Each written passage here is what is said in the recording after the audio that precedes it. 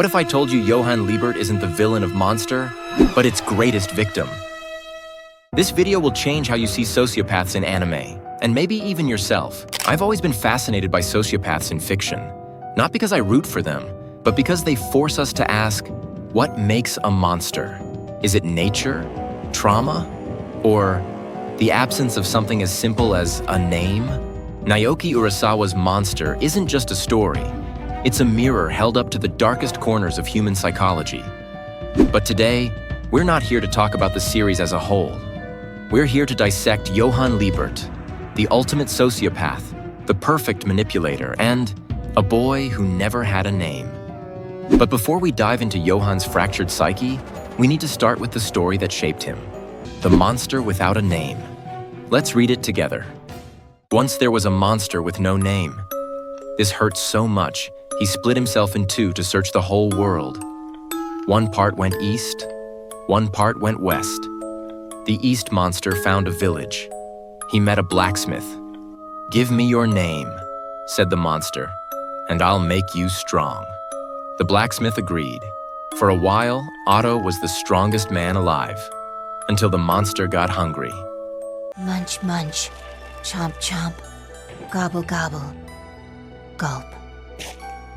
Otto was gone. The monster had no name again. Next, he tried a shoemaker named Hans. Same deal. Munch, munch, chomp, chomp, gobble, gobble, gulp. The monster had no name again. Then a hunter named Thomas. Crunch, crumble. You get the idea. Still no name. Then, the monster found a sick prince in a castle. "Give me your name," said the monster, "and I'll make you healthy." The prince whispered a name the monster would steal. Johan. The monster slipped inside him. The prince grew strong. The kingdom cheered. For the first time, the monster loved his stolen name. He tried so hard not to get hungry. But hunger always wins. Crunch, crumble, gulp. The prince ate the king, the servants, everyone. Now Johan wandered the world, his name ringing hollow in his ears.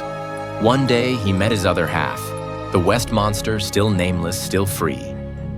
"I'm Johan now," he bragged. The West monster shrugged. Names don't matter. Without a self, we're just hungry. And hunger always wins. So Johan ate him too.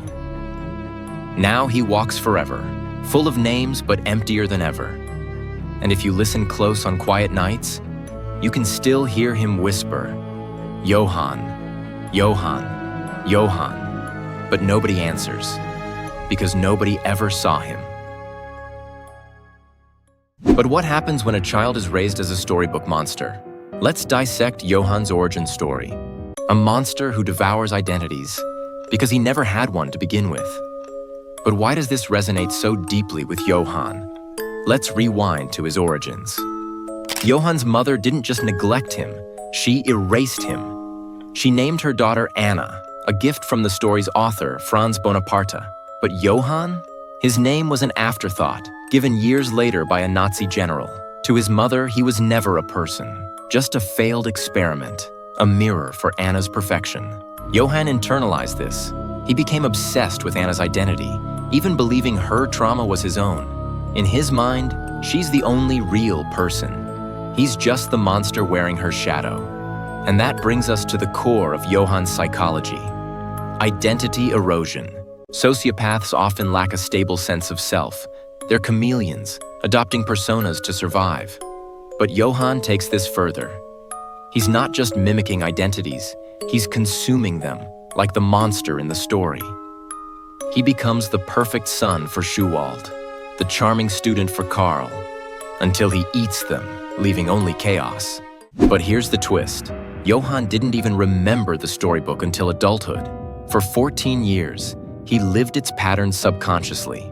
Why? Because by age 5, our core identity is already formed, and Johan's was built on a foundation of namelessness. Johan isn't a person, he's a parable, a warning of what happens when we let stories define us. Let's get clinical for a moment.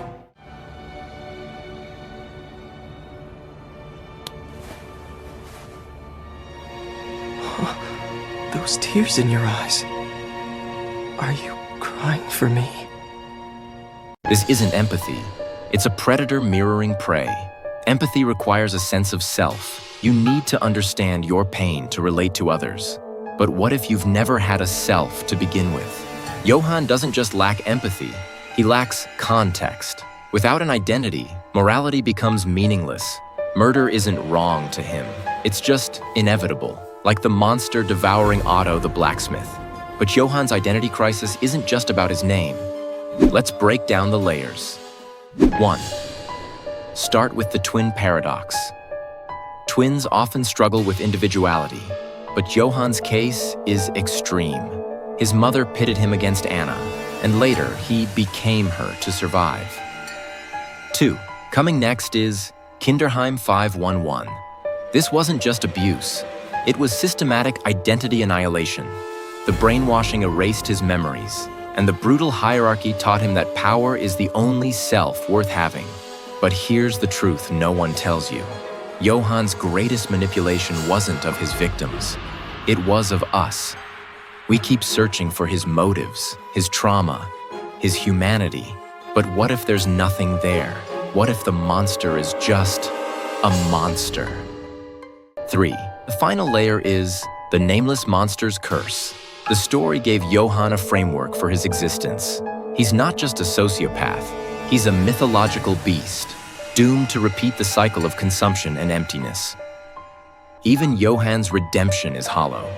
When Nina points a gun at him, he doesn't beg for life. He asks for validation. Do I deserve to exist?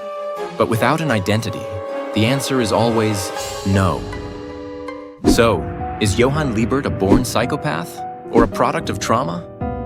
The answer is both, and neither. Johan is Urasawa's ultimate thesis. Identity isn't a privilege, it's a necessity. Without it, we're all monsters waiting to be named. Johan's tragedy isn't that he's evil, it's that he never had a chance to be anything else.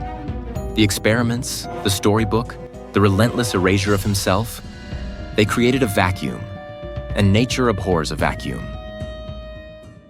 But here's the kicker. We're all a little like Johan. We craft identities from our jobs, relationships, fandoms.